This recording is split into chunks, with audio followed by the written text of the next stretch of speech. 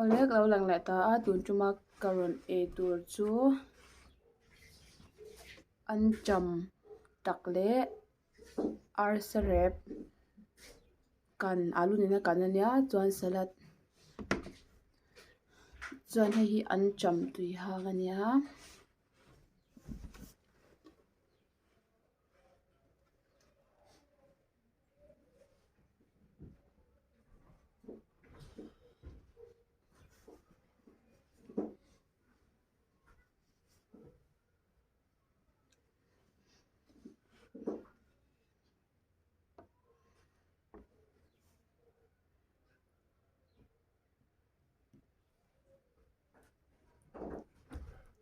anh hai mất miệng ơ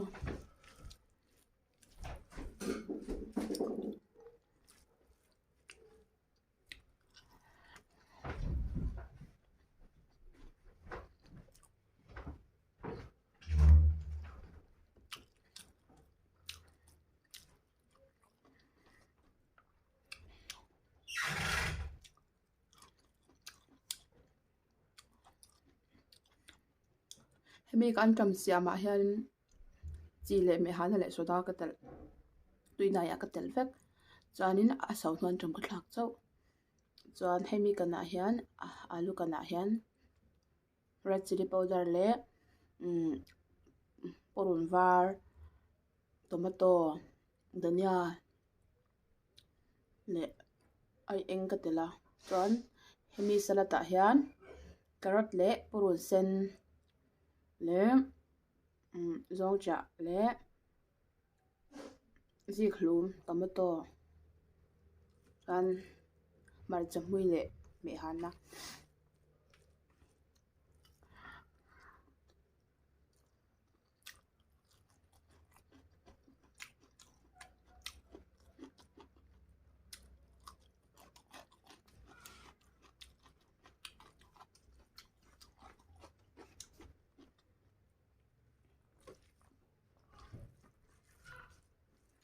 chuan deuh tiu phlawh chung chang hi min zawt thina sawi tap chuan a hlawk lo view scene khatah hianin dollar khat chauh hi kan hhlawh a keimah bikah chuan ka channel siam hi siam atang hian pawisa hi voi khat chiah kala hlawh a kum khatah ani chu kameita hma nen voi khat chiah ka hlawh a pawisa hi a hlawk lo lutuk a video siam tur hi wang ve sia video siam dan chuan pawisa chiang hi ngai sia pawisa hi wang ve sia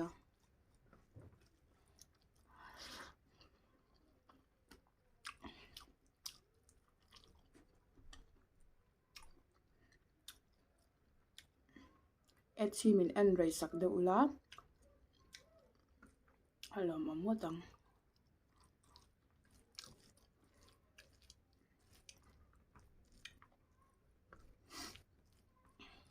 tlakatah hian dollar suam hlawh lo chang pawh ka ngah lutuk dollar li chauh te video ka neih tla tawh phei chuanin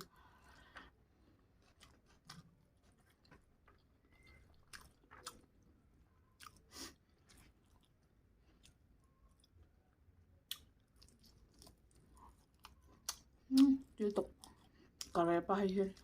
arsa hi rep arsa rep boiler arsa na til tuk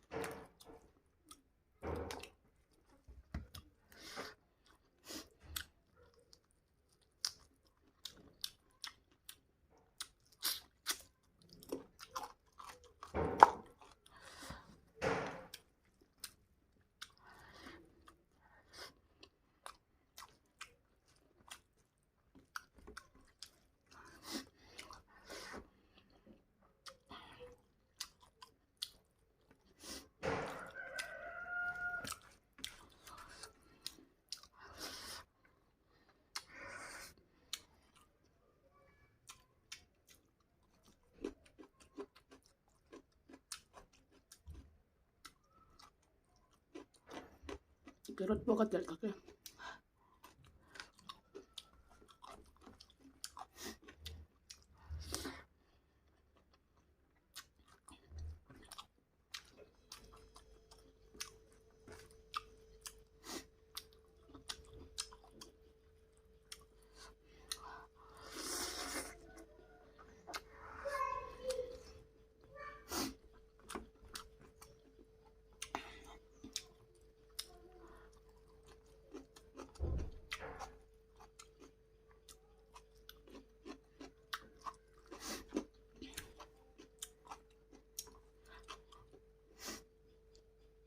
chuan comment lai han kan pa hi lo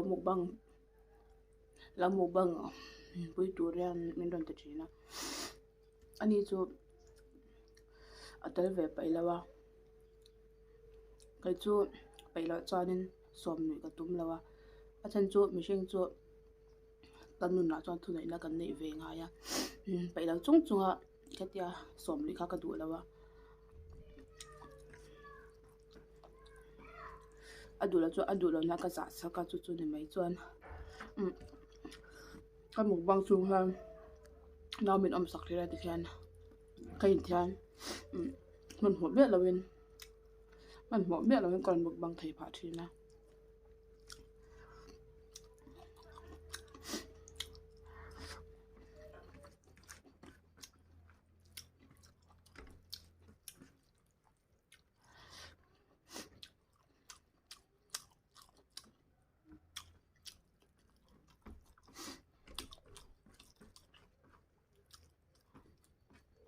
chuan ka video siam han min phur pui em boka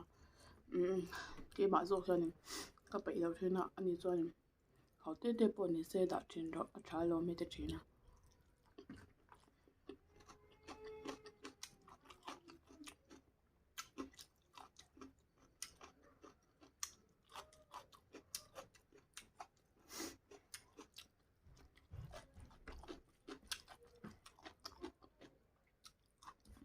video wa lo lang ve lo wang ro tem spot lo wang ani lo ti ha sia ula min spot to ka min zo kina